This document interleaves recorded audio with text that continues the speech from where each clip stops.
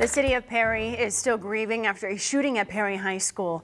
Across Iowa, Governor Reynolds ordered flags at half-staff through Sunday. We have team coverage this midday, live in Perry. First, we're going to check in with Local 5's Chanu Her with the latest on what we know at this hour and what we are working to learn. Chanu.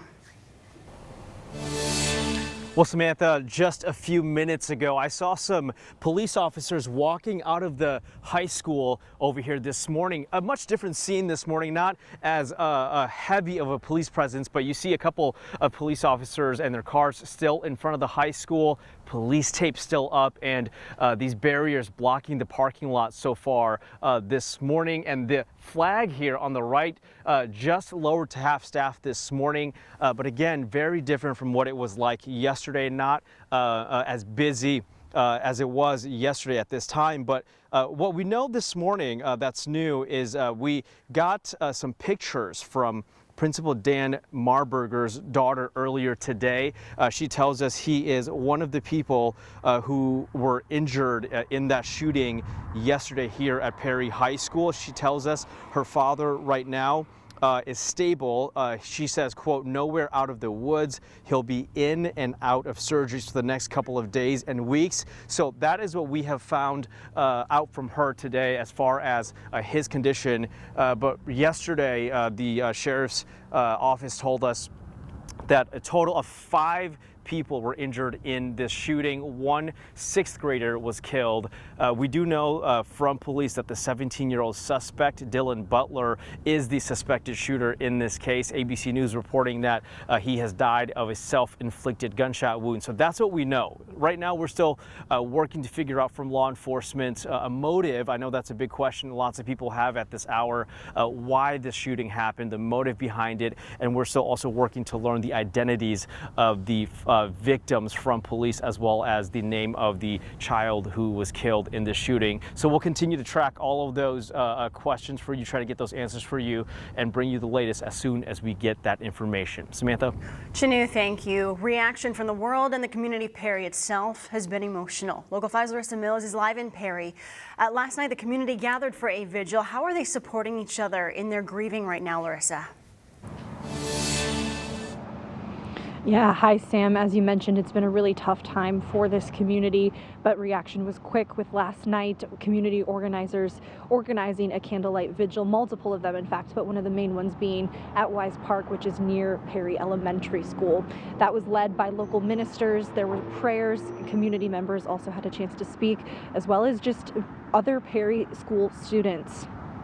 Now, some community members that Local 5 spoke to said that this is just an unimaginable tragedy and not something they ever would have expected to happen in their town. It is an opportunity for us to remind each other that love always wins. I never thought this would ever happen in this little town of Perry, you know, but we've got to get through this together as a community, and we will. People in town also had a quick response, getting Perry Strong shirts that they handed out to people at that vigil.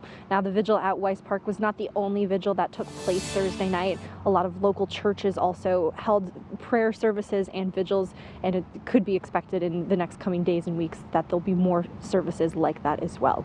Live in Perry, Larissa Mills, Local 5 News.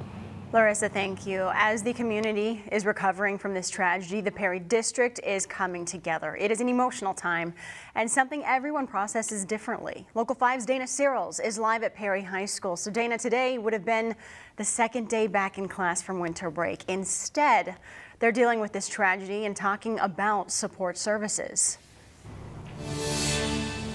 Samantha, it's been a quiet morning out here as the community is grieving. It's a very emotional time, and words really can't describe it. Right behind me, we actually just saw the flags be lowered to half-staff right outside the school. Now, the school district is closed all day today. However, some support that the community is rallying behind to bring to everybody. There will be counseling services that started at 10 a.m. today for the students to go to at the Perry Public Library, and that'll go from 10 a.m. to 3 p.m. today, and that'll last through Saturday as well. LCC K9 Comfort Dogs will deploy their full group to Perry to support the community starting Sunday through next Friday. And last night, Local 5 spoke with a counselor about what they want the community to know. There is somebody out there to help you, and we want to. That's our passion, and so we are here. And to reach out, no matter what you think. We've heard it all, and no issue is too small.